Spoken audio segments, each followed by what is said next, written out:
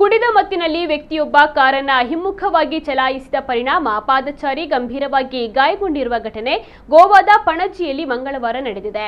ಮುಕುಲ್ ಜೋಶಿ ಗಾಯಗೊಂಡ ಪಾದಚಾರಿ ಗೋವಾದ ತಲೈಮ್ಗಾಂವ್ ನಿವಾಸಿ ಶಾಹಿದ್ ಮೊಹರಂ ಅನ್ಸಾರಿ ಕಾರು ಚಾಲಕ. ಕಾರು ಮೊದಲಿಗೆ ಬೈಕ್ಗೆ ಡಿಕ್ಕಿ ಹೊಡೆದು ಬಳಿಕ ಅಲ್ಲೇ ಇದ್ದ ಪಾದಚಾರಿಗೂ ಡಿಕ್ಕಿ ಹೊಡೆದಿದೆ. ಜೋಶಿಯನ್ನ ಆಸ್ಪತ್ರೆಗೆ ಸ್ಥಳಾಂತರಿಸಲಾಗಿದೆ. ಡಿಕ್ಕಿ ಹೊಡೆದ ರಭಸಕ್ಕೆ ಅವರ ಕಾಲು ಮುರಿತಕ್ಕೊಳಗಾಗಿದೆ ಎಂದು ತಿಳಿದು ಬಂದಿದೆ.